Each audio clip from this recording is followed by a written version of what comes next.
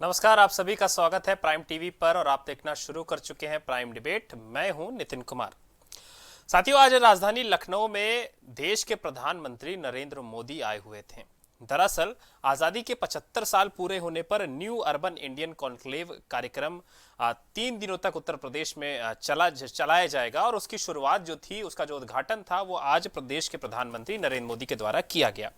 इस कार्यक्रम के जरिए कहीं ना कहीं देश में जिस तरह से उत्तर प्रदेश का डंका बज रहा है और इसके अलावा विदेशों में भारत का डंका बज रहा है, इन बातों को लेकर प्रधानमंत्री नरेंद्र मोदी जनता के बीच पहुंचे थे और उन्होंने ये बताया कि आखिर हमारा देश किस तरह से विदेशों में प्रगति के रास्ते पर लगातार चल रहा है। सबसे अहम बात यह है कि आज उन्होंने उत्तर प्रदेश की जनता को कई सारे तोहफे भी दिए। अहम बात यह है कि उत्तर प्रदेश में विधानसभा चुनाव है। कुछ लोग ये कह रहे हैं कि चुनावों को देखते हुए ये सारी घोषणाएं करी गई हैं, लेकिन ये घोषणाएं जमीन पर नहीं आ सकती हैं। सबसे अहम बात यह है कि शहरों को 150 इलेक्ट्रिक सिटी बसें जो हैं वो प्रधानमंत्री नरेंद्र मोदी की तरफ से आज उन्हें हरी झंडी दिखाई गई। इसके अलावा 75 जिलों में 75,000 लाभार्थियों को आज प्रधानमंत्री आवास के तहत चाबियां भी दी गई हैं। कुल मिलाकर 3 करोड़ लोगों को अब तक आवास दिया जा चुका है पूरे देश में, पूरे उत्तर प्रदेश के साथ साथ अगर देखा जाए तो। और इस बात पर प्रधानमंत्री नरेंद्र मोदी ने यह कहा कि हमारी सरकार लगातार लोगों को आवास दे रही है, हमारी सरकार लगातार जमीन पर जो सरकार की योजना है उसे लागू करने में लगी हुई है, आखिरी व्यक्ति तक हमारी जो योजनाएं हैं वो पहुंचे, इस पर निगरानी बनाई रखी हुई है हमने। और दूसरी तरफ कुल मिलाकर 4,737 करोड़ की करीब 75 ऐसी योजनाएं थी जिसका आज शिलान्यास और जिसका आज लोकार्पण प्रधानमंत्री नरेंद्र मोदी की तरफ से राजधानी लखनऊ में किया गया। लेकिन अगर इसका हम दूसरा पहलू देखें तो वो कहीं ना कहीं अभी भी सवालों के घेरे में बना हुआ है, क्योंकि विपक्ष के नजरिए से देखा जाए तो विपक्ष ने इस पूरे कार्यक्रम पे विरोध जताया है। विरोध लखीमपुर से जुड़ा हुआ है। दरअसल आज सुबेरे सुबेरे अखिलेश यादव, जो कि समाजवादी पार्टी के राष्ट्रीय अध्यक्ष हैं, पूर्व मुख्यमंत्री हैं उत्तर प्रदेश के, कल वो अपने आवास के बाहर धरने पर बैठ गए थे क्योंकि उन्हें लखीमपुर जाने नहीं दिया जा रहा था। उन्होंने एक ट्वीट किया। ट्वीट में उन्होंने लिखा कि यूपी किसानों की हत्या से शोकाकुल है और उत्तर प्रदेश में महोत्सव मनाया जा रहा है। इसके अलावा प्रियंका गांधी, जो 30 घंटे से ज्यादा लखीमपुर में पुलिस की हिरासत में है, अब उनके ऊपर मुकदमा दर्ज कर लिया गया है, एफआईआर दर्ज कर ली गई है, पुलिस उन्हें गिरफ्तार कर रही है। और उन्होंने भी ट्वीट किया कि किसानों पर गाड़ी चढ़ाने वाले व्यक्ति अभी भी खुले में घूम रहे हैं, लेकिन मुझे गिरफ्तार करके, मुझे हिरासत में लेकर के अभी तक रखा गया है, मुझे कमरे में बंद किया गया है। किसानों के साथ अन्याय हो रहा है, मेरे साथ भी अन्याय हो रहा है, लेकिन सरकार सम्मेलन कर रही है, सरकार जश्न मना रही है। इस तरह की जो बातें थी वो आज प्रियंका गांधी की तरफ से ट्वीट के जरिए कही गई है। दूसरी अहम चीज यह है कि किसानों का आज पोस्टमार्टम का जो रिपोर्ट है वो भी आई। पोस्टमार्टम रिपोर्ट में ये निकलकर सामने आया कि एंटी मॉर्टम इंजरी से किसानों की मौत हुई है। ये इंजरीज क्या होती हैं, सबसे पहले तो ये जान लेना जरूरी है, क्योंकि बताया ये जा रहा था कि किसान गोली लगने की वजह से किसानों की जान गई है। बीजेपी के नेताओं ने उन पर गोलियां बरसाई, इस वजह से उनकी जान गई है। लेकिन जिस तरह से पोस्टमार्टम रिपोर्ट में जो चीजें निकलकर सामने आई, उसमें साफ तौर पर यह बताया गया है कि किसी भी किसान को गोली नहीं लगी है। किसान एक्सीडेंट की वजह से, किसान हादसे का शिकार होकर या फिर जानबूझकर किसानों को गाड़ी से दबाकर मारा गया है। और वही इंजरीज पोस्टमार्टम रिपोर्ट में निकल कर आई हैं। किसी का पैर टूटा है, किसी को बड़ी इंजरी हुई है, किसी की हड्डी टूट गई है और इसी वजह से किसानों की जान चली गई है। तो ये आज 2 बड़े घटनाक्रम है उत्तर प्रदेश के।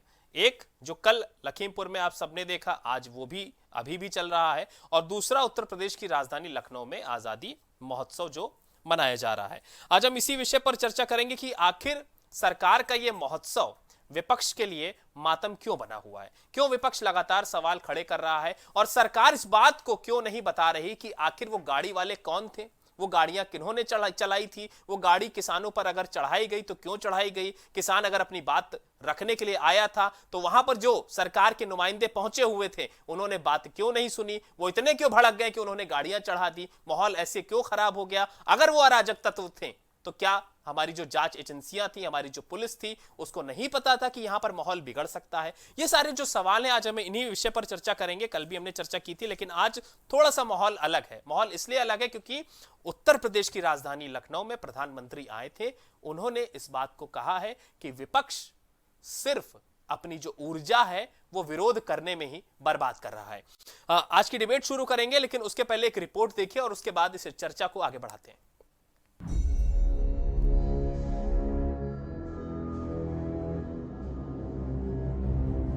एक तरफ राजधानी लखनऊ में जोर शोर से आजादी के 75वें साल के मौके पर केंद्र सरकार द्वारा कार्यक्रमों का आयोजन किया जा रहा है। इस मौके पर न्यू इंडिया अर्बन थीम पर आयोजित 3 दिवसीय कार्यक्रम का आयोजन उत्तर प्रदेश की राजधानी लखनऊ में किया जा रहा है। वहीं कई परियोजनाओं का लोकार्पण और शिलान्यास भी इस मौके पर पीएम मोदी ने किया। ये कार्यक्रम 5 से 7 अक्टूबर तक इंदिरा गांधी प्रतिष्ठान में मनाया जा रहा है। इस आयोजन में पीएम के साथ ही सीएम और कई मंत्री से लेकर सांसद तक शामिल हो रहे हैं। राजधानी की सड़कों को रंग बिरंगी लाइटों से सजा दिया गया है। जगह जगह गमले में सुंदर फूल लगाकर शहर की खूबसूरती में सरकार ने 4 चांद लगा दिए हैं। लेकिन ये बात विपक्ष को हजम नहीं हो रही है। सपा से लेकर कांग्रेस तक और बसपा से लेकर आम आदमी पार्टी तक के नेता सरकार को कोस रहे हैं। विपक्ष लखीमपुर हिंसा मामले पर सरकार को घेर रहा है। विपक्ष बोल रहा है कि एक तरफ लखीमपुर में मातम पसरा हुआ है, तो वहीं लगभग 125 किलोमीटर दूर राजधानी लखनऊ में सरकार महोत्सव मना रही है। पूर्व मुख्यमंत्री अखिलेश यादव ने ट्वीट कर लिखा, यूपी किसानों की हत्याओं को लेकर शोकाकुल है, ये महोत्सव का समय नहीं है। पीएम मोदी ने 75,000 लाभार्थियों को घर की चाबी देकर उन्हें सम्मानित किया, लेकिन विपक्ष का कहना है कि राज्य में एक तरफ मातम और दूसरी तरफ महोत्सव ठीक नहीं है। किसी को चाबी मिली तो किसी का घर कैसे चलेगा, इस सवाल का जवाब सरकार दे।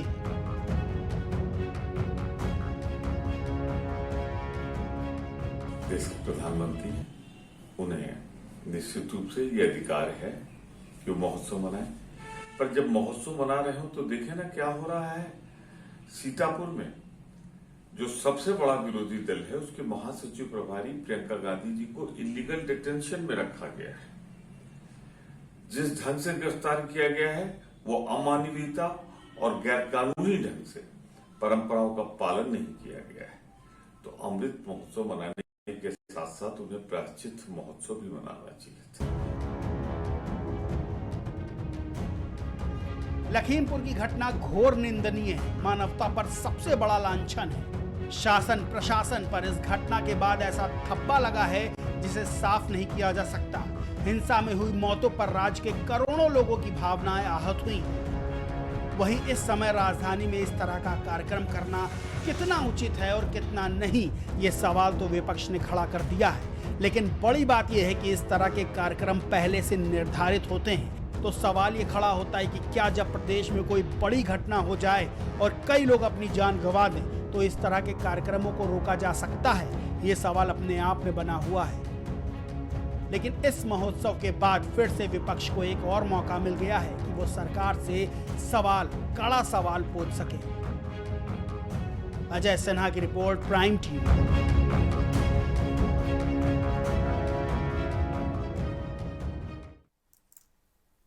तो इस मुद्दे पर चर्चा करने के लिए हमारे साथ मेहमान जुड़ गए हैं और सबसे पहले उनका तारुफ आपसे कराता हूं। सुधीर कुमार सिंह सिद्धू जी बीजेपी से हैं। ये किसान मोर्चा के महामंत्री भी रह चुके हैं बीजेपी में और किसानों की बात सरकार तक पहुंचाते हैं। इसके अलावा केबी त्रिपाठी जी कांग्रेस से प्रवक्ता हैं, वो जुड़े हुए हैं हमारे साथ और पार्टी का पक्ष रखेंगे। कपिल श्रीवास्तव साहब हैं, समाजवादी पार्टी से वो जुड़ चुके हैं और सुभाष यादव राजनीतिक विश्लेषक के रूप में हमारे साथ जुड़े हुए हैं। आप सभी मेहमानों का बहुत बहुत स्वागत है आज की डिबेट में। देखिए, उत्तर प्रदेश में इस समय क्या चल रहा है? सरकार अपनी योजनाएं गिना रही है। सरकार ये बता रही है कि हम हर मुद्दे पे, हर मोर्चे पे नंबर 1 है। विपक्षियों ने हमसे कुछ नहीं सीखा, वो सिर्फ इतना जानते हैं कि विरोध करना है और उसी में अपनी पूरी एनर्जी, पूरी ताकत खपा दे रहे हैं, ऐसा प्रधानमंत्री भी कह के गए हैं। और दूसरी तरफ विरोधी जो है वो लगातार सरकार से ये पूछ रहे हैं कि लखीमपुर में जो घटना घटी है, आखिर अभी तक उसमें जो आरोपी हैं उनकी गिरफ्तारी क्यों नहीं हुई, निष्कासन क्यों नहीं हुआ। और लखीमपुर ही नहीं, उसके अलावा भी कई सारी ऐसी उत्तर प्रदेश की घटनाएं जो कानून व्यवस्था से जुड़ी हुई हैं, उस पर सरकार के सामने सवाल विपक्ष खड़ा कर रहा है, लेकिन विपक्ष ये जानता जरूर है कि इन्हीं मुद्दों को लेकर वो चुनाव में आएगा, लेकिन सरकार जो है वो कहीं ना कहीं महोत्सव में इस कदर बिजी है, इस कदर व्यस्त है कि इन सवालों के जवाब वो देना नहीं चाहती है। वो महज इतना कहती है कि हम कड़ी से कड़ी कार्रवाई करेंगे। चलिए डिबेट शुरू करते हैं। सबसे पहले सुधीर सिंह जी, मैं आपके पास आना चाहूंगा। भाई साहब, आप लोग आज एक कार्यक्रम कर रहे हैं राजधानी लखनऊ में, प्रधानमंत्री नरेंद्र मोदी आए हैं, आप लोगों ने अपनी योजनाएं गिना डाली, सब कुछ बता दिया कि जनता का कितना विकास आप लोगों ने किया है वो कोई नहीं कर सकता। लेकिन ये समाजवादी पार्टी वाले, ये कांग्रेस वाले, ये अन्य दल जो हैं वो आप लोग का विरोध क्यों कर रहे हैं? क्या दिक्कत है इन लोगों को? देखिए, अभी आपने अपने प्रश्न में ही अपना उत्तर स्वयं दे दिया है नितिन जी कि आपने खुद भी कहा कि विपक्ष का काम ही है केवल चिल्लाना। अच्छा। और विपक्ष का काम है कि वो केवल और केवल भारतीय जनता पार्टी के द्वारा जो अच्छे कार्य किए जा रहे हैं उनका विरोध करना, और इसी को लेकर के वो ऐसा कर रहे हैं। बाकी उसके अलावा कुछ नहीं, क्योंकि उन्होंने कभी भी अपने कार्यकाल के समय में सपा, बसपा, कांग्रेस ने कभी भी समाज के उत्थान के लिए और सामाजिक उत्थान के लिए कभी भी उन्होंने कोई कार्य नहीं किया। ठीक है, ये बताइए मुझे जरा, आप किसानों की बात सरकार तक पहुंचाते हैं, ठीक है, आप ये कहते हैं कि हमने किसानों के लिए जो किया वो बीती सरकारों ने नहीं किया। लखीमपुर में जो हुआ है, आप मानते हैं कि वो किसान हैं या नहीं? निश्चित रूप से इसकी सच्चाई जांच एजेंसी के द्वारा आएगी। नहीं, आप मानते हैं कि नहीं मानते कि वो किसान हैं या नहीं? उसमें किसानों के साथ में घटना घटी है, उसमें भारतीय जनता पार्टी कार्यकर्ताओं के साथ घटना घटी है, और मैं समझता हूं कि आपके पत्रकार जगत के भी किसी एक कार्यकर्ता के साथ, पत्रकार के साथ में घटना घटी है। निश्चित रूप से इसके लिए सरकार की उच्च एजेंसी अपने जज के माध्यम, रिटायर्ड जज के माध्यम से उसकी जांच करेगी, और जांच के अंदर जो भी दोषी व्यक्ति है उस दोषी व्यक्ति को सजा दी जाएगी, कोई भी बख्शा नहीं जाएगा, चाहे वो कितने भी बड़े पायदान पर क्यों न खड़ा हो। आप लोग ये दो तरह की बात क्यों करते हैं? क्योंकि अभी कुछ दिन पहले जब ये घटना घटी तो आप लोग कह रहे थे कि कुछ अराजक तत्व थे जिन्होंने माहौल बिगाड़ दिया और वही लोगों की जान जो है वो गई है। अभी आप कह रहे हैं कि वो किसान हैं, तो पहले तो कंफ्यूजन को क्लियर करिए, जनता के बीच मैसेज सही जाना चाहिए भाई।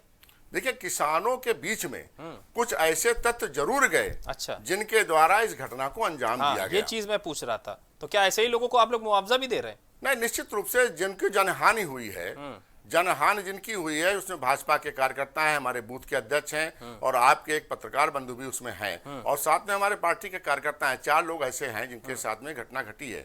बाकी जो शेष किसान हैं जो वहां पर आंदोलन पे थे या विरोध प्रदर्शन के लिए गए हुए थे, उनके बीच में जरूर निश्चित रूप से कुछ ऐसे लोग घुस करके उन्होंने इस घटना को अंजाम दिया। उसके लिए सरकार ने पूरी तत्परता के साथ में, माननीय योगी जी ने कहा है कि कोई भी दोषी व्यक्ति बख्शा नहीं जाएगा, और 8 दिन के अंदर इसकी जांच कंप्लीट करके आप सबके समझ आएगी। ठीक है सर, मैं आता हूं। कपिल श्रीवास्तव जी, आपसे पूछना मैं चाह रहा हूं कि एक वीडियो शेयर हो रहा है, वायरल हो रहा है सोशल मीडिया पर, कि एक थार गाड़ी है, उसके पीछे एक और एसयूवी गाड़ी है, और वो किसानों को रौंदती हुई चली जा रही है।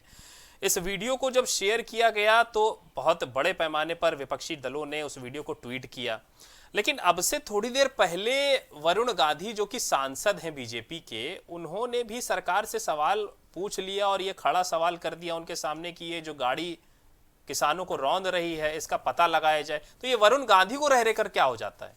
ये सरकार के खिलाफ क्यों आ जाते हैं? पहले इन्होंने गन्ने के दाम को लेकर पत्र लिख दिया था मुख्यमंत्री योगी आदित्यनाथ को, अब उन्होंने इस गाड़ी वाले मामले को उठा दिया है। भाई, कम से कम एक चीज दिख रहा है जी कि वरुण गांधी जी में अभी आत्मा जिंदा है। अच्छा, मतलब बाकी भाजपाइयों में नहीं है, सुधीर सिंह जी में नहीं है? मुझे नहीं लगा। अच्छा, वो हंस ले, मैं आपको साबित कर दूंगा कि नहीं जी। एक तो बहुत इको हो रही है, उसे सही कराइए जी। आवाज सही कराइए कपिश जी की, इनको बड़ा इको हो रहा है जी। देखिए, बहुत सीधी सी बात आपको हम कहते हैं कि रोम जल रहा था और नीरज चैन की बंसी बजा रहा था। एक तरफ भारतीय जनता पार्टी के मदमस्त नेता, उसके कार्यकर्ता, उसके मंत्री सत्ते के नशे में, सर एक एक करके बात, मैं ये पहले राउंड में सत्ता के नशे में चूर है। मैं कोई प्रश्न ऐसा खड़ा नहीं कर रहा हूं कि जिस पर आप प्रश्न कर लें, ठीक है ना जी? बोले सर। शराब पीने को मैं नहीं कह रहा हूं, जो सत्ता का नशा है ना सिंह साहब, वो चढ़ गया आप लोगों को। और गाड़ी पलटते पलटते अब आप गाड़ी चढ़ाने लगे, और वो भी निर्दोषों पर। अभी नितिन जी से आप कह रहे थे कि एक आपके पत्रकार भी मारे गए। हाँ साहब, कश्यप साहब मारे गए, और उनके परिजनों का स्टेटमेंट लगता है कि ये सुधीर जी आपने नहीं देखा है। जरूरी नहीं समझते। उन्होंने तो स्पष्ट कहा है, उन्होंने तो स्पष्ट इस बात को कहा है कि वो कवरेज के लिए गए थे, और भारतीय जनता पार्टी की जो कारवां की गाड़ी थी वो उनके ऊपर चढ़ गई, और ये जानबूझ करके किसानों की हत्या की गई है, और उसी के चपेट में मेरा लड़का भी आ गया। तो देखिए, सबसे पहली चीज तो यह है कि इनके मंत्री जो गृह राज्य मंत्री हैं उनको इस्तीफा देना चाहिए था जी, क्योंकि 154 सीआरपीसी के तहत जब एफआईआर दर्ज होती है, और वो भी 302 307 की मामले की, और उसमें 120 बी के तहत वो स्वयं मुलजिम है, विधिक दृष्टि से भी और नैतिक रूप से भी इनको इस्तीफा दे देना चाहिए। अच्छा सर। क्योंकि गृह राज्य मंत्री के अंडर में ही सारी एजेंसीज आती हैं, जो जांच एजेंसी है, चाहे पुलिस हो चाहे अन्य। अच्छा सर, ये और जब वो पहले ही से इस बात का अभिकथन कर रहे हैं कि घटना स्थल पे मेरा बच्चा नहीं था, यानी कि एलिबाई लेना चाहते हैं, अनेत्र होने का अभिकथन करना जिसको कहते हैं। और गवाह किसको बना रहे हैं? गवाह इन्होंने बनाया है एसडीएम को, डीएम को और एसपी को। आप मुझे बताइए कहां से न्याय दिखाई दे रहा है, जहां मुंसफ ही मेरा कातिल है जी। और साहब इतना मातम पसरा हुआ पूरे देश भर के अंदर, विपक्षी दलों को मिलने नहीं दिया जा रहा है, जाने नहीं दिया जा रहा है, हर तरीके से अभिव्यक्ति की आजादी, प्राण एवं दैहिक स्वतंत्रता का अधिकार जो हमें संविधान से प्राप्त है, उस पर अतिक्रमण कर दिया गया।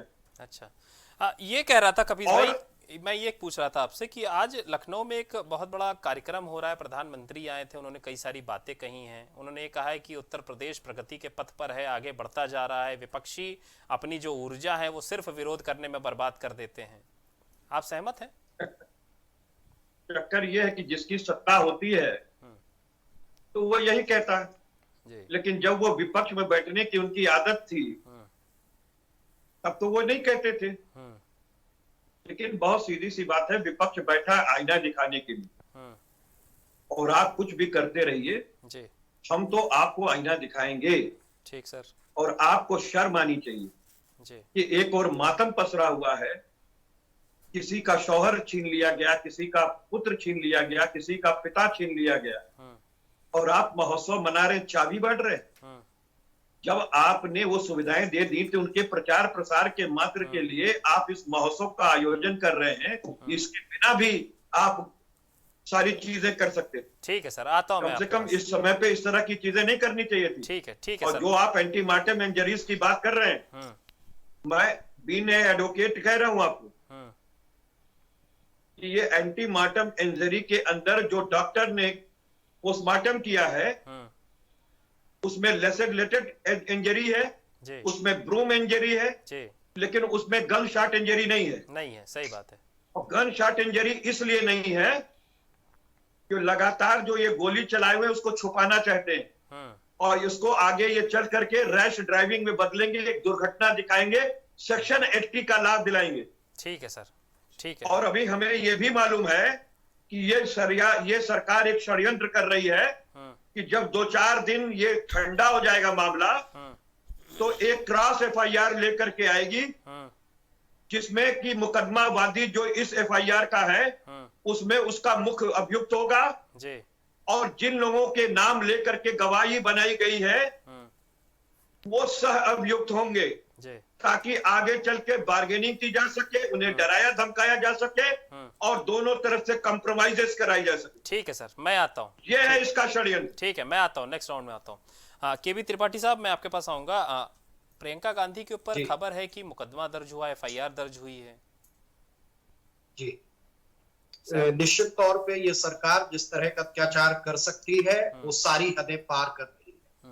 हमारी नेता आदरणीय प्रियंका गांधी को जैसे ही ये खबर लगी कि मासूम किसानों के ऊपर एक गाड़ी चढ़ा दी गई है, सत्ता के नशे में चूर एक मंत्री का लड़का किसानों को रौंदते हुए निकल गया है, वो दिल्ली से लखनऊ आई और लखनऊ से वो जा रही थी उन मासूम किसानों से मिलने के लिए, उन परिवारों के आंसू पहुंचने के लिए। लेकिन इस सरकार ने अपनी नाकामी छुपाने के लिए पुलिस को आगे लगा दिया। रात भर प्रियंका जी ने संघर्ष किया, लेकिन और कोई मांग नहीं थी। मांग सिर्फ ये थी कि वहां की घटना की जानकारी मिल सके, पता लग सके आखिर वहां हुआ क्या है। नहीं तो सत्ता में आप बैठे हुए हैं, आज आप सारी जो एजेंसियां हैं उन्हें फ्रंटल बना के यूज कर रहे हैं। ऐसे में विपक्ष की जिम्मेदारी बनती है कि हम जाएं और देखें, हम पता करें कि आखिर घटना क्या है। आप अमृत महोत्सव का कार्यक्रम नहीं देख रहे थे क्या त्रिपाठी जी? मैं देख रहा था। निश्चित तौर पे ये वही सोच है। इनके लिए किसानों की मौत, इनके लिए 8 मौतें, इनके लिए 8 परिवारों का उजड़ना महोत्सव होता है। शर्म नहीं आती है। संविधान के दिए हुए अधिकारों को आप नकारते चले जा रहे हैं। आज मैं प्रधानमंत्री जी का एक पुराना वीडियो देख रहा था जिसमें वो कह रहे थे अगर जो गाड़ी कोई चला रहा है, मैं पीछे बैठा हूं और उसके नीचे कोई कुत्ते का बच्चा भी आ जाता है तो बहुत तकलीफ होती है। मैं पूछता हूं कि आज आपको क्या तकलीफ हुई? 8 लोग मरे हैं, आप वहां मौके पे जाके देख तो सकते हैं। और चूंकि आपको फुर्सत नहीं है महोत्सव मनाने से, लाशों के महोत्सव की आदत आपकी बहुत पुरानी है। कोरोना में भी देखा गया और पूरा इतिहास अगर जो आप खंगालेंगे तो सिर्फ हिंसा और हत्याओं और लाशों पे महोत्सव मनाने का रहा। आज भी आप वही कर रहे हैं, कोई नया काम नहीं है आपका। और अगर जो हमारी नेता जाना चाहती हैं, उन परिवारों के आंसू पोंछना चाहती हैं, उनसे बात करना चाहती हैं, तो आप उनके ताकत से पुलिस लगा के आप उन्हें रोक देंगे। ठीक है। इस संविधान के अनुसार जो बोलने का अधिकार है वो आप छीन लेंगे, किसी से मिलने जाने का अधिकार आप छीन लेंगे। आपके लिए महोत्सव है, इसलिए आप यही चाहते हैं कि सब लोग इस पे ताली बजाएं, सब लोग खुशी मनाएं कि 8 परिवार उजड़ गए। एक पत्रकार भाई मर गया, उसकी छोटी सी बेटी रुदन कर रही है, वो चीख प्रधानमंत्री को नहीं सुनाई देती है। और जो कोई दूसरा जाना चाहे उस पे भी आप मुकदमा कर देंगे, केस कर देंगे, उसको आप किडनैप कर लेंगे और उससे तरह तरह की जादाइती करेंगे। ये तो इतिहास है साहब। ठीक है सर, मैं आता हूं आपके पास। सुभाष यादव जी, मैं आपके पास आना चाहूंगा। आप इस पूरे मामले में अभी आपने सुना कि सभी के बयान आपने सुने, बीजेपी भी सुना, सपा भी सुना, कांग्रेस भी सुना। अहम बात यह है कि अगर विपक्षी जा रहे थे तो क्या उन्हें रोकना सही था? क्या वो किसान थे या नहीं थे? क्योंकि बीजेपी तो कह रही है कि कुछ अराजक तत्व आ गए थे, उन्होंने माहौल बिगाड़ दिया। और ये सब चीज़ों को अगर किनारे किया जाए तो क्या हम इस बात से अपने आप को संतुष्ट कर सकते हैं कि उत्तर प्रदेश में आज 4,737 करोड़ की परियोजनाओं का लोकार्पण और शिलान्यास हुआ है?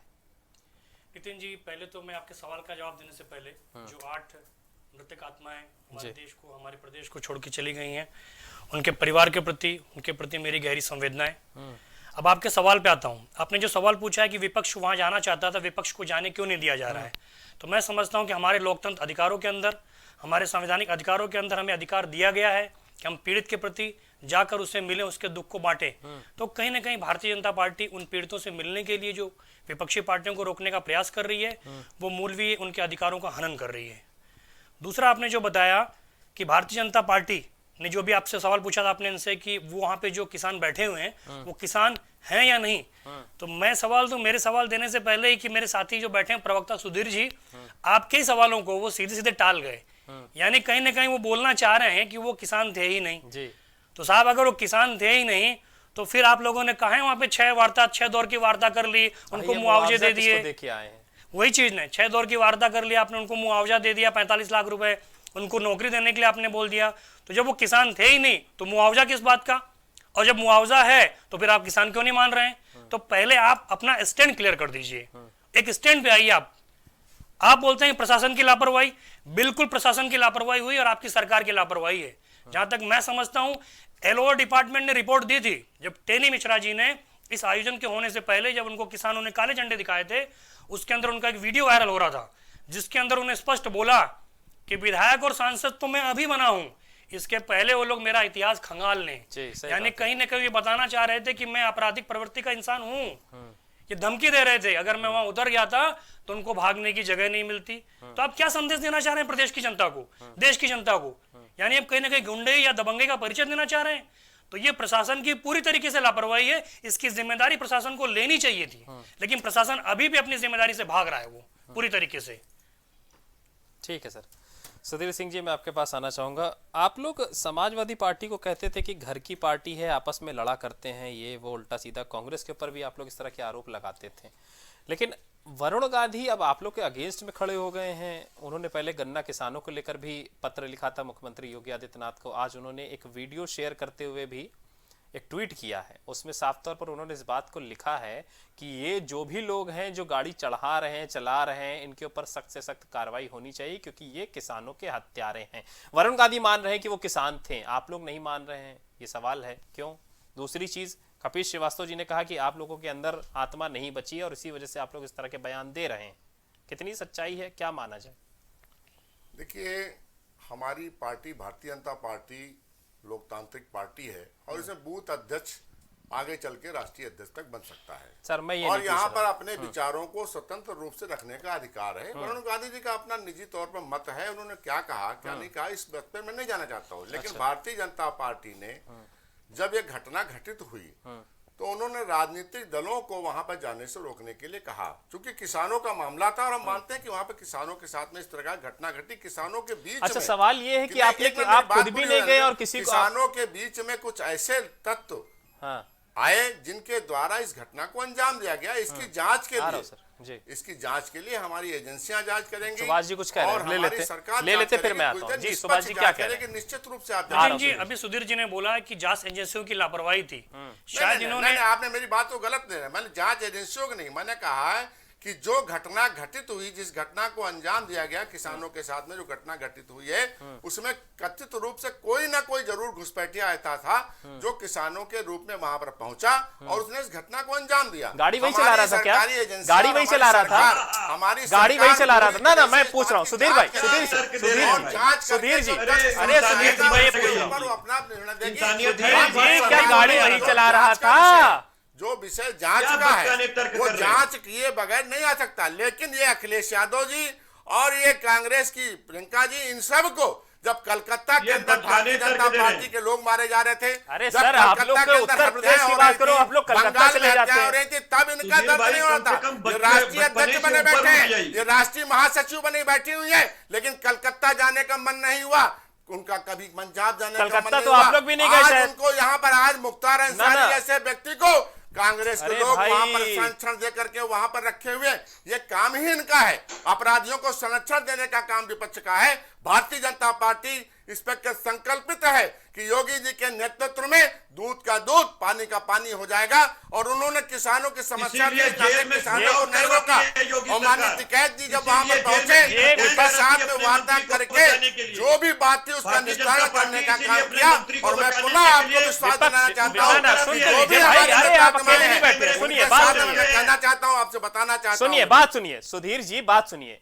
विपक्ष कह रहा है कि आप लोग भी आरोपियों को संरक्षण दे रहे हैं, ठीक है, पहली चीज ये। दूसरी चीज ये, गोरखपुर की घटना आपको पता होगी कि होटल के अंदर एक व्यापारी को मारा गया, 6 पुलिस वाले अभी भी गायब हैं, उनको संरक्षण किसने दिया ये बता दीजिए? क्या विपक्ष वाले संरक्षण देने आए थे?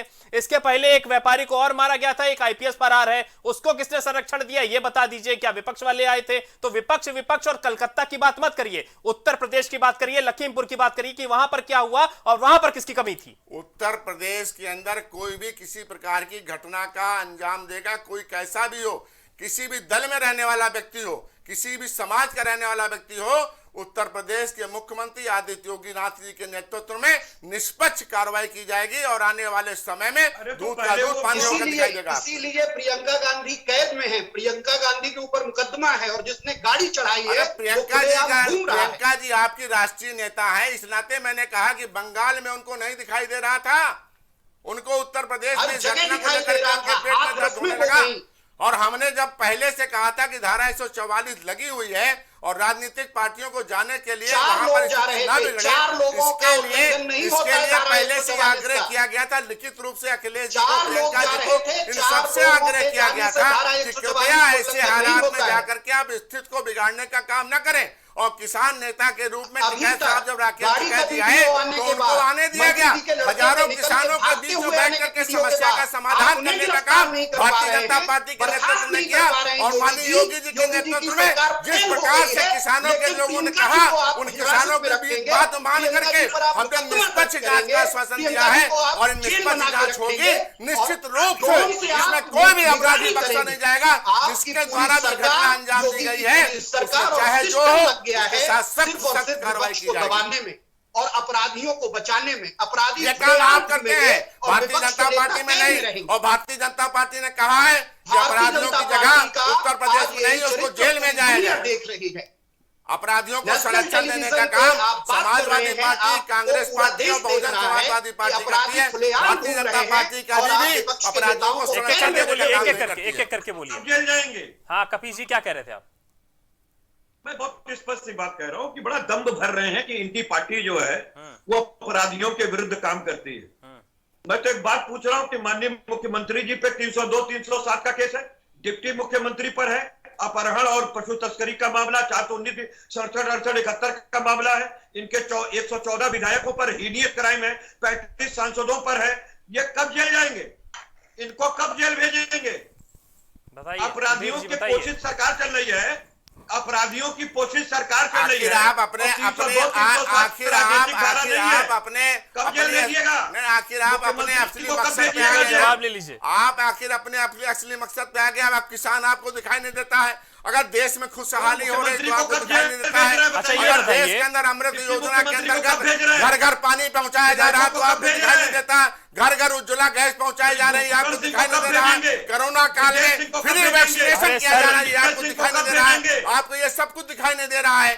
आज भारतीय जनता पार्टी के द्वारा जो कार्य किए जा रहे हैं, अन्न योजना के अंतर्गत जो किया जा रहा है, जनधन योजना के अंतर्गत जो किया जा रहा है, उन योजनाएं आपको नहीं दिखाई दे रही हैं। आज गरीब पूरे समय में कोरोना काल के अंदर कोई भी भूख से नहीं मरने पाया।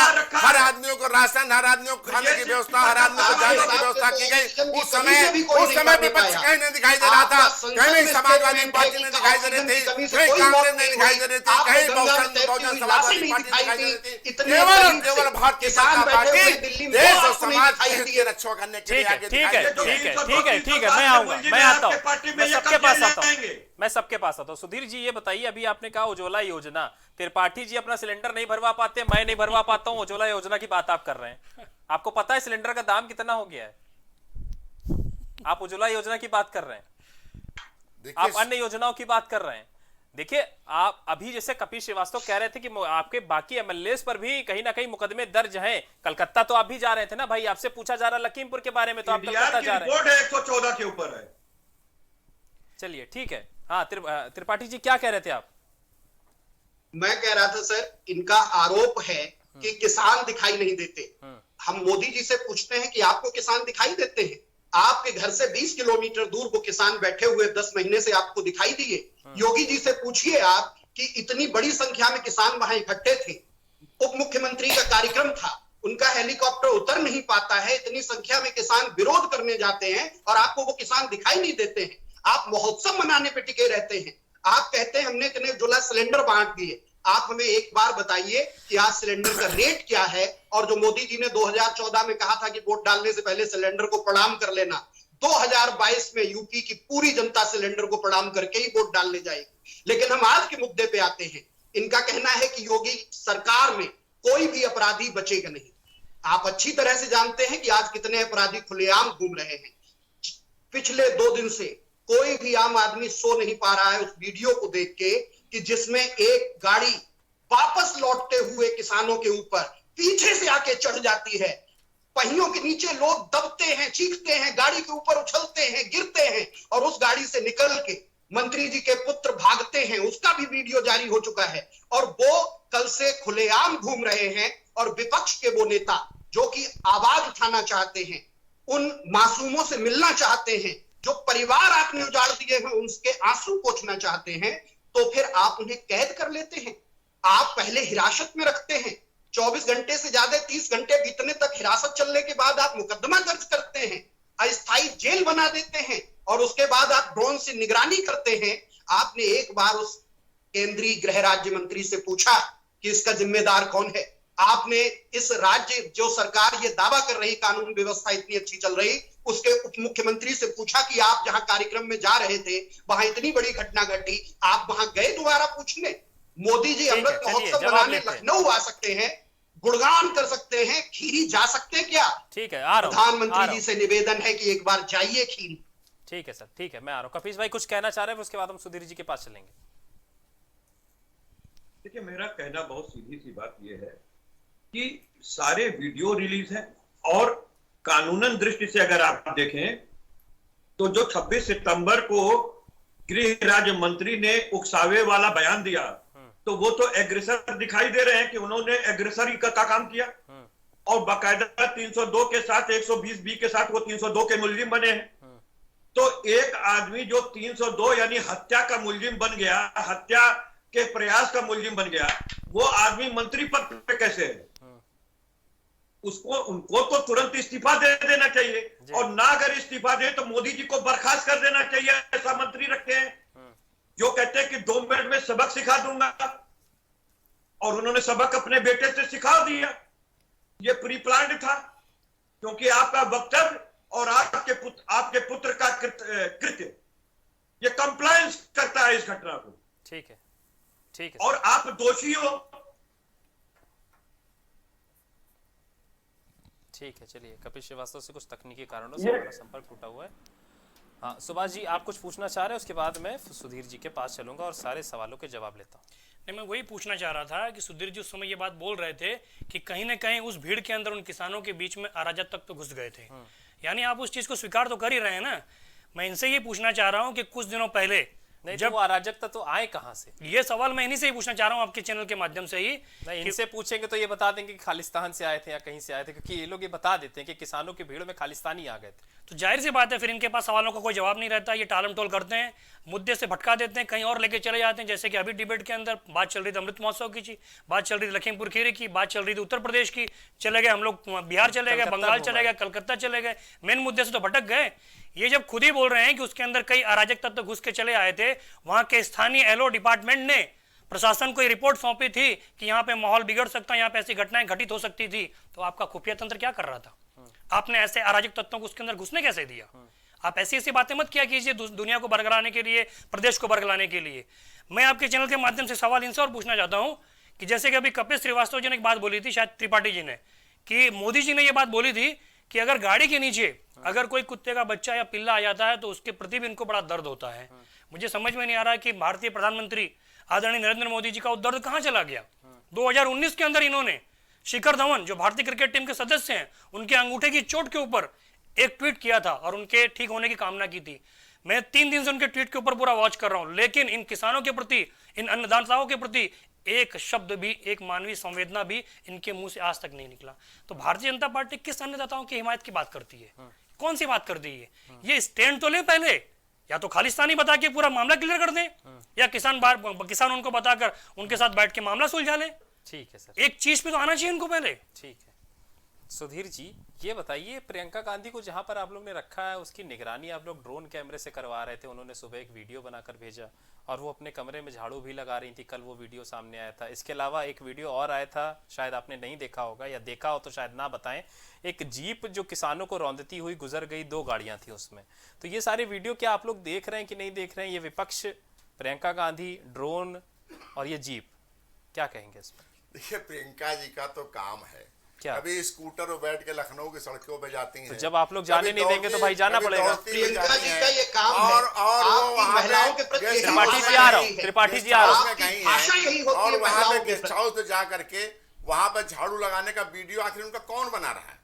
अगर वो पूरी तरह से अरेस्ट हैं, उनकी निगरानी ड्रोन कैमरे से की जा रही है, ये तो आपकी सरकार बताएगी जो सबको सुरक्षा देने का वादा करती है। उनको कोई भी सुरक्षा की सुरक्षित है, दृष्टि से फिर भी किसानों में अराजकता तो घुस जाते हैं। सुरक्षा की आपकी दृष्टि सुरक्षा से तक उनको कहाँ वहां चली रोका जाती गया है? था, और सुरक्षा की दृष्टि से नहीं, वो बाकी उन्होंने अपनी मर्जी से जो जिस तरह से काम करना था किया। मैं उस पर कोई कमेंट नहीं करना चाहता हूँ। प्रियंका जी हमारे देश की बड़ी नेता है। आप कमेंट करने लायक बड़ी नहीं नेता नहीं। है। अगर जो थोड़ी भी मैं- नैतिकता देखिए, बची आप- होती या तो तो अब तक उत्तर प्रदेश की देखिए, सरकार आप- इस्तीफा दे आप चुकी बोल रहे होती, थे, मैं नहीं बोल रहा प्रधानमंत्री था। मौके आप पे बोल रहे पहुंच थे, मैं चुके नहीं होते। बोल रहा था त्रिपाठी जी, और मैं बोल रहा हूं तो सुनिए।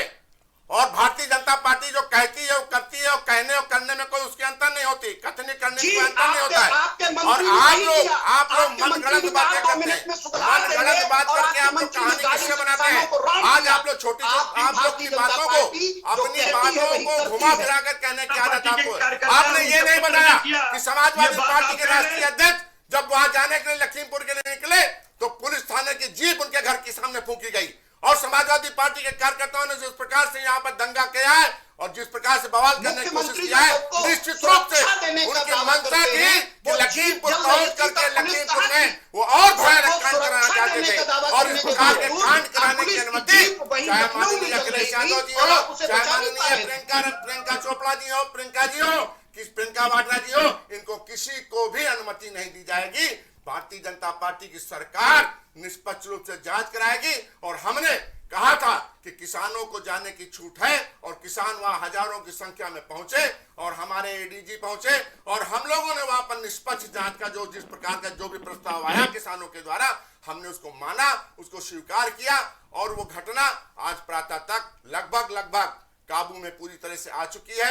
1 हफ्ते का समय दिया गया है, 1 हफ्ते के अंदर जांच करके नहीं करनी आती है। दूध का किसान आंदोलन करेंगे तो गाड़ी चढ़ा के आप काबू कर लेंगे। दिलाना चाहता हूं आप लोग मर जाएंगे, उनको पैसे भारतीय देके जनता आप पार्टी अपनी जांच में किसी भी निर्दोष को फंसाने का काम नहीं करेगी, और किसी दोषी को बख्शने का काम भारतीय जनता पार्टी की भारतीय जनता पार्टी के मंत्री निर्दोषों को गाड़ी से रौंद देंगे और खुद जांच करके सारा मामला निपटा देंगे।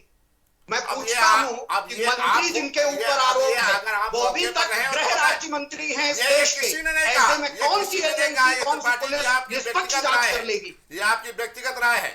हमारे गृह राज्य मंत्री उस समय कार्यक्रम में थे, और उनका बेटा भी कार्यक्रम में था। उसका पूरा वीडियो, पूरी उसकी जांच इंक्वायरी की जा चुकी है, और जो भी वीडियो तो साहब पूरा देश देख अच्छा सर, रहा ये है। जो गाड़ी थी वो तो थार रात में जीप, इंटरनेट ये नहीं कौन चल चला रहा रहा था, था? नहीं तो पूरा देश देख रहा है। वो और वीडियो पूरा देश देख रहा क्या- है तो लखीमपुर खीरी, पीलीभीत, त्रिपाठी जी आ रहा हूं। शाजापुर में इंटरनेट क्यों बंद कर रखा आ रहा हूँ है? त्रिपाठी जी, आ रहा हूँ। सुधीर जी, क्या आपने वो वीडियो देखा जिसमें वो गाड़ी चल रही थी, थार जीप थी एक, उसके पीछे एक फॉर्च्यूनर गाड़ी थी, देखा आपने वो वीडियो? देखिए, थार जीप या किसकी थी वो? गाड़ी, हाँ। जिसकी भी गाड़ी है उस गाड़ी के नंबर से ट्रेस आउट होकर के सामने आ जाएगा। क्या आप लोग ने और ट्रेस उसको करवाया? कौन चला रहा था? मैंने कहा ना, ये जांच का विषय है, मैं इसे अभी सार्वजनिक नहीं कर सकता हूँ। इसके लिए माननीय मुख्यमंत्री जी ने और हमारी सरकारी एजेंसियों ने, हमारी जांच एजेंसियों ने जो कहा है 8 दिन के अंदर पूरी रिपोर्ट सामने आएगी, और जो इसमें दोषी होगा उसके खिलाफ सख्त से सख्त कार्रवाई की जाएगी। ठीक है और त्रिपाठी जी, आज क्या की तारीख में प्रधानमंत्री जी जो यहाँ पर अमृत महोत्सव मनाने आए थे, देश की जनता के लिए हमने कहा था कि 2024 तक कोई गांव गरीब व्यक्ति जो है बिना छत के, बिना आवास के नहीं रहेगा। उसके तहत आज उन्होंने 75 जिलों में 75,000 लोगों को आवास की चाबी सौंप करके ये दर्शाया है।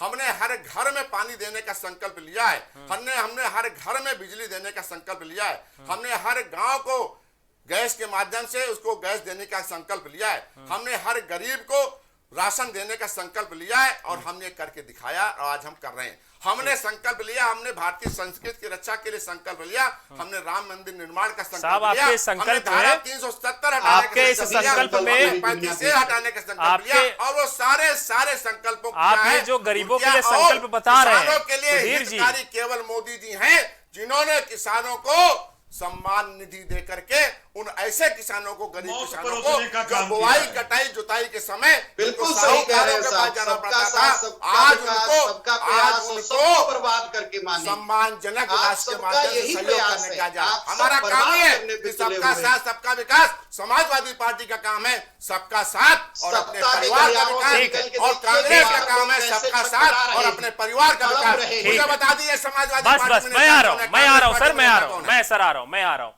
त्रिपाठी जी, क्या कह रहे थे आप? इन्होंने ये कहा है कि आप लोग सिर्फ अपने परिवार का विकास करते हैं और बीजेपी देश का विकास कर रही है, इस वजह से आप लोग को बुरा लग रहा है। बिल्कुल साहब, बीजेपी ने जो देश का विकास किया है वो पूरा देश देख रहा है। आपको आवास तो मिला या प्रधानमंत्री सिलेंडर जी मिला? बड़ी क्या बड़ी बातें, न आवास मिला न सिलेंडर मिला, और सिर्फ जिस परिवार का ये आरोप लगा देते हैं उस परिवार ने इस देश के लिए क्या किया है उस पर इनकी कोई नजर नहीं जाती। जो ये कहते हैं कि इन्होंने सबके लिए किया, वो पार्टी कब बनी और कब से आपने काम शुरू किया, ये भी आप एक बार देख लीजिए। लेकिन आज का मुद्दा ये है कि आपके प्रधानमंत्री जो सबके साथ सबके विकास की बात करते हैं, आज उसमें किसान कहाँ है? आज उसमें वो लोग कहाँ हैं जिनके परिवार खत्म हो गए हैं? वो पत्रकार परिवार कहाँ है? वो पत्रकार बिरादरी कहाँ है? आप किसको देख रहे हैं? आप किसके लिए काम कर रहे हैं? और कोई अगर जो जनता के साथ खड़ा हो, जनता के लिए आवाज उठाए, तो उसे आप कैद कर लेंगे। ठीक है त्रिपाठी जी, सुधीर जी कुछ कह रहे हैं, सुधीर जी कुछ कह रहे हैं, वो ले लो, फिर मैं आपके पास आता हूं। जी बताइए। अभी त्रिपाठी जी ने कहा कि हमारी पार्टी का इतिहास बहुत कम है और हमारी पार्टी जब से बनी तब से हम देश में काम कर रहे हैं, उसके पहले हमने कुछ किया नहीं। मैं त्रिपाठी जी आपको संज्ञान में लाना चाहता हूं कि कांग्रेस की सरकार जब बनी थी तो डॉक्टर श्यामा प्रसाद मुखर्जी उसमें कैबिनेट मंत्री थे और उन्होंने ही कश्मीर समस्या को उठाया था और कहा था कि जो कश्मीर हमारा है, हम उस कश्मीर में परमिट व्यवस्था खत्म करेंगे और हम कश्मीर को लेकर रहेंगे और उसके लिए उन्होंने प्राणों को त्याग दिया। आप क्या किसने कांग्रेस जवाब ले ले, बाकी मेहमान भी सुधीर जी जवाब ले ले, जवाब ले ले। हाँ त्रिपाठी, श्यामा प्रसाद मुखर्जी को इसीलिए एक एक करके प्लीज प्लीज एक एक करके प्लीज एक एक करके। प्रसाद मुखर्जी, पंडित दीनदयाल उपाध्याय। सुधीर जी बात आ गई भाई, आपकी बात आ गई। त्रिपाठी जी का जवाब ले ले। जी त्रिपाठी जी क्या कह रहे थे आप? उसके बाद मैं कपीश जी के पास आऊंगा। जी मैं अपनी बात ये पूरी कर रहा था कि प्रधानमंत्री जी जो इतने संवेदनशील हैं और इतना विकास का कार्य करते हैं और इतना बड़ा महोत्सव मना रहे हैं, क्या उनको खीरी की घटना नहीं दिखाई पड़ रही? 24 घंटे से जो हाल चल रहा है या 30 घंटे से कोई विपक्ष के नेता गिरफ्तार करके बैठे हुए हैं। आप सुरक्षा का दावा कर रहे हैं, आप सारे विकास का दावा कर रहे हैं, आप महोत्सव मनाते चले जा रहे हैं। 75 अभी तक आपका नारा होता था 70 साल में देश बर्बाद कर दिया और अब 75 साल का आप महोत्सव मना रहे हैं। मैं कहता हूं साहब ये नौटंकी बंद कर दीजिए। न तो किसी ने बर्बाद कर दिया और न ऐसा कुछ हो गया कि 75 साल का 6 साल का आपका काम 75 साल के महोत्सव के रूप में बदल गया। आप संवेदना को समझिए, आप उन परिवारों का दर्द समझिए, आप उन बच्चों को जाके देखिए कि जिनके पिता चले गए हैं, जिनके भाई चले गए हैं, वो कैसे 2 दिन बिता पाए हैं। लेकिन चूंकि सारी एजेंसियां आपकी फ्रंटल बनी हुई हैं, आपके आरोप जिस पर हैं वो केंद्रीय गृह मंत्री बना हुआ है, पुलिस जिसके हाथ में है, उसको अभी तक आप बर्खास्त नहीं कर पाए। ठीक है, आप निष्पक्ष जांच की बात कर रहे हैं। अभी सुधीर जी ने कहा कि आज सुबह तक लगभग सारा मामला निपट गया है। निश्चित तौर पर यह सरकार निपटाने पर, ठोक देने पर, सुधार देने पर भरोसा करती है। ये आम आदमी की बात नहीं सुनती है, ये लोकतांत्रिक मूल्यों के लिए कोई विचार नहीं करती है। अनुच्छेद 19 क्या देश से समाप्त हो गया है? मैं पूछता हूं, बाबा साहब अंबेडकर ने जो संविधान दिया हो जिसमें अनुच्छेद 19 लिखा, बोलने की आजादी, कहीं भी घूमने की आजादी, कहीं बस जाने की आजादी, कोई भी कार्य करने की आजादी, आज आपने अघोषित आपातकाल लगा रखा है और आप कहते रहिए कि हम सबको सुरक्षा दे रहे हैं। उसी सुरक्षा में किसानों के बीच अराजक तत्व घुस जाते हैं, उसी सुरक्षा के बीच में एक आदमी आके गाड़ी चढ़ा देता है, उसी सुरक्षा के बीच में आप कहते हो कि भीड़ ने लाठियों से पीट के लोगों को मार डाला। आखिर आप किसकी सुरक्षा? मैं अंतिम अपनी बात देख कह रहा हूं, हिंसा का जो सिद्धांत है वो बहुत खतरनाक होता है। आप शुरू तो जरूर उस हिंसा को अपने स्वार्थ को पूरा करने के लिए करते हैं, लेकिन वही हिंसा आपको काल में ले जाती है। आज जो देश की स्थिति बनाती है जिसमें सब एक दूसरे के खून के प्यासे हैं, यही आपके बस हो गया। मैं आता हूं कपीश भाई। सुधीर जी कह रहे हैं कि आज सुबह तक लगभग मामला हम लोगों ने सिमटा दिया है, लगभग शांतिपूर्ण हो गया है सब कुछ और पूरा मामला जो है वो लगभग अब जांच के दायरे में आ गया और जांच वांच होने के बाद 8 दिन बाद रिपोर्ट आ जाएगी। उसके बावजूद आप लोग इतना विरोध कर रहे हैं। समृद्ध महोत्सव का भी आप लोगों ने विरोध कर दिया ट्वीट के जरिए। देखिए बहुत सीधी सी बात है कि आप भी देख रहे हैं ये कोई महोत्सव नहीं है, ये लाशों के ऊपर खड़े होकर महोत्सव मना रहे हैं। पहले आपने आवाज दिया होगा, इसके मतलब ये है कि आप उसका केवल प्रचार प्रसार कर रहे हैं और उसका केवल प्रचार प्रसार कर रहे हैं और लाशों पर खड़ा होकर के कर रहे हैं। और ऐसा भी नहीं कि आप पहली बार आवाज दे रहे हैं, इससे पहले इंदिरा आवास रहा, राजीव गांधी आवास रहा, लोहिया आवास रहा और कांचीराम आवास रहा। ये आज आपने कोई नई चीज नहीं शुरू की जिसका पीठ ठोक रहे हो। आपने 7 साल में 51 लाख करोड़ रुपया आपने विदेश से उठाया इंफ्रास्ट्रक्चर के नाम पर। आपने ना इसरो दिया, न रेलवे दी, ना आपने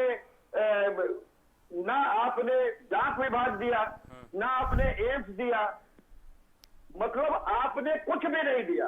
मतलब आपने कुछ भी नहीं दिया। नहीं तो ये तो कह रहे हैं कि ना ना कपीश भाई, कि आपने कपीश भाई ये कह रहे हैं, नहीं इंडिया दे दिया आपने। प्लीज मेरी सुन लीजिए उसके बाद बताइएगा। ये कह रहे हैं कि इन्होंने जो कुछ दे दिया वो कोई नहीं दे पाया। हमने आवास दे दिया, हमने लोगों के घरों तक पानी पहुंचा दिया, हमने बिजली पहुंचा दी, हमने किसानों के खाते में सीधे पैसा पहुंचा दिया। सुधीर जी भी ये बात कह रहे थे अभी। तो ये बिजली मिल रही कि नहीं आप लोगों को सही से, सही सस्ती? सीधी सी बात ये है कि ये बिजली क्या देंगे? बिजली को इन्होंने महंगा जरूर कर दिया, 7.5 रुपए पर यूनिट उत्तर प्रदेश में कर दिया, जो दिल्ली में 2.5 रुपया, पंजाब में 2.5 रुपया और दिल्ली में 3 रुपया है, वो हम 7.5 रुपया ले रहे हैं वही बिजली। अच्छा, पता नहीं है कौन सी नस पकड़ ली है बिजली की। और मैं दूसरी चीज कह रहा हूं, स्मार्ट मीटर के अंदर जो घोटाला किया, जो पीएफ का घोटाला किया, वो भी सामने है। और मैं तीसरी चीज कह रहा हूं कि 2014 से पहले भारत के लोग जिंदा कहां थे? ना उनको आवास था, ना उनके पास पीने का पानी था, ना उनके पास शौचालय था, लेकिन बस उनके पास क्या था? इसरो था, उनके पास हाइड्रोजन बम की सीरीज थी, समझ रहे ना? एम्स था, रुड़की था, इसरो था, और अंतरिक्ष में हम दुनिया में नंबर 1 थे, 100 इनसेट एक साथ भेज रहे थे। ठीक। लेकिन ये आदरणीय मोदी जी हैं, गजब का भारत बनाए हैं शौचालय वाला। तो आप सोचिए, इनकी सोच शौचालय के लोटे से शुरू हुई और शमशान के लोटे पे खत्म हो गई। आपके घर में गांव में ये महोत्सव मना रहे हैं। कोई नई नवेली दुल्हन और बहन बेटी होती जिसको रात में 12 बजे पेट में मरोड़ होती और पानी बरस रहा होता, ऐसी स्थिति में आपके घर का कोई प्राणी होता तो शौचालय का उपयोग आपको दिखाई देता। क्योंकि आप लग्जरी जीवन जीने वाले लोग हैं, आप लग्जरी जीवन जीने के आदी हैं, आपके घर में लेट्रिन बाथरूम है, लेकिन गांव के 80% लोगों के यहाँ पर शौचालय की व्यवस्था नहीं थी। अगर शौचालय गरीबों को दिया गया उसके लिए आपके पेट में दर्द होता है, अगर गरीबों को राशन दिया गया उसके लिए आपके पेट में दर्द होता है, अगर गरीबों को मुफ्त बिजली दी गई, मुफ्त बिजली कनेक्शन दिया गया उसके लिए आपके पेट में दर्द होता है, अगर गरीबों को आवास दिया गया उसके लिए आपके पेट में होता है। आप क्या करेंगे? आपको लग्जरी जीवन जीने वाले लोग हैं, आप मशहूरी पे चलने वाले लोग हैं, आपको गांव गरीब किसान और झुग्गी झोपड़ी के इंसान से मतलब ही कहा है। और हमारे डॉक्टर श्यामा प्रसाद मुखर्जी ने, दीनदयाल उपाध्याय जी ने कहा था कि गांव गरीब किसान से गांव गरीबी को मुक्त कराने का काम भारतीय जनता पार्टी करेगी। और भारतीय जनता पार्टी की सरकार मोदी जी के नेतृत्व में, योगी जी के नेतृत्व में आज गांव से गरीबी को खत्म करने का काम कर रही है। और किसी भी बिना छत के नहीं रहने दिया जाएगा, इसका संकल्प लेकर हम करना है। बिना बिजली के कोई नहीं रहेगा, इसका संकल्प। शौचालय के दर्द को आप क्या जाने? चलिए ठीक है सर, समय कम है, हम सुभाष जी की बात लेके डिबेट को खत्म करते हैं। सुभाष जी, आखिरी फाइनल कमेंट में आपसे चाहूंगा कि अब क्या होना चाहिए और कितना कुछ बदलाव उत्तर प्रदेश में हो रहा है, दिख रहा है, जैसा कि सुधीर जी भी बता रहे हैं और बाकी हमारे साथी भी बता रहे थे। देखिए, जमीनी स्तर पे तो मुझे कहीं नहीं दिखता है कि कोई बदलाव हो रहा है। अच्छा, दावे चाहे लोग कितने भी कर दें, भारतीय जनता पार्टी दावे कर दे या दूसरी जो पॉलिटिकल पार्टियां हैं ये सब दावे कर दें, लेकिन जमीनी स्तर पे कुछ भी नहीं दिख रहा है। हाँ, यहाँ पे बहुत सारी बातें हुई, यहाँ पे बहुत सारे संकल्प की बातें हुई, जैसे कि हमारे साथी ने बोला कि संकल्प नल का हो गया, तो नल के कनेक्शन बहुत जगह हुए हैं, लेकिन शायद उन नलों के अंदर पानी नहीं होगा। मुफ्त इन्होंने गैस कनेक्शन दिए होंगे, लेकिन उस गैस को खरीदने की क्षमता नहीं लोगों के अंदर रह गई। हाँ, ये काम बहुत अच्छा आप लोग कर रहे हैं कि शौचालय दे रहे हैं, बहुत अच्छी बात है, खुशी की बात है। आदमी खाएगा नहीं तो जाएगा कहाँ? माताएं बहने के लिए जरूरी, लेकिन शौचालय से आगे खाने को है ही नहीं तो जाएगा कहाँ? नहीं, अनाज दे रहे हैं ना ये लोग, इन्होंने बोला ना अभी हम लोग अनाज दे रहे हैं, 5-5 किलो अनाज दे रहे हैं, खाने की व्यवस्था कर रहे हैं ये लोग, ऐसी बात नहीं है। चलिए, अनाज दे रहे हैं, शौचालय आप दे रहे हैं, लेकिन शौचालय से आगे बढ़ने का भी कुछ प्रयास आप लोग करेंगे कि नहीं करेंगे? सिर्फ शौचालय तक ही सीमित रह जाएंगे आप लोग? देश दुनिया के अंदर हम लोग चांद की बातें करते, दूसरी जगह जाने की बातें करते, लेकिन जो मूल मुद्दे होते हैं उस मूल मुद्दे से कहीं ना कहीं पूरी तरीके से हम लोग भटक जाते हैं। आज भी वही हुआ, और आए दिन जितनी भी डिबेट होती रहती है ना, मैं पूरी डिबेट को वॉच करता रहता हूँ। जो मूल मुद्दे रहते हैं उस मूल मुद्दों से पूरी तरीके से हर की हर पॉलिटिकल पार्टियां पूरी तरीके से भटक जाती हैं। हमने रहने को शौचालय से आगे बढ़िए ना, को बिजली आवास आगे नहीं मिलते थे, राशन भी दिया, बिजली दिया, सड़क दिया, क्या नहीं दिया भारतीय जनता पार्टी सरकार ने? और ये भारतीय जनता पार्टी सरकार गांव गरीब को पहली प्राथमिकता पे रखती है। और हमने कहा था, मानवर एक बात सुन लीजिए, मोदी जी ने कहा था 2014 में जब सरकार बनी थी कि सबका साथ सबका विकास, और 2019 में जब सरकार बनी तो उन्होंने कहा सबका साथ सबका विकास और सबका विश्वास। और आज उन्होंने 3 तलाक को खत्म करके धारा 370 खत्म कर करके त्रिपाठी जी कह रहे हैं सबका विनाश भी कर दिया। मैंने छोटी बात बोलना तीन चाह रहा तलाक को खत्म करके मुस्लिम महिलाओं के साथ जो न्याय देने का काम किया है वो मोदी जी ही कर सकते हैं, बाकी कोई नहीं कर सकता है। कश्मीर के अंदर हमारे हिंदुओं को रहने की आजादी दे सकते हैं। ठीक है सर, ठीक है, चलिए हो गया। आज लाशों पे आप कहाँ पर रहने वाले हैं? आप यही कहाँ पर नया रहने दे वाले रहे हैं? हैं। ठीक है, ठीक है, आप सभी का बहुत बहुत धन्यवाद आज इस अहम मुद्दे पर जुड़ने के लिए।